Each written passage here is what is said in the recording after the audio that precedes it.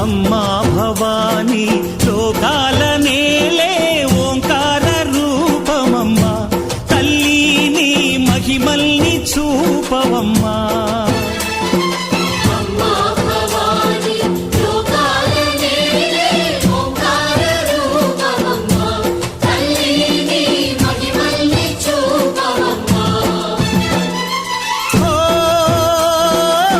సృష్టికే దీపమా, శక్తికే మూలమా, సింహరథమే నీదమ్మా.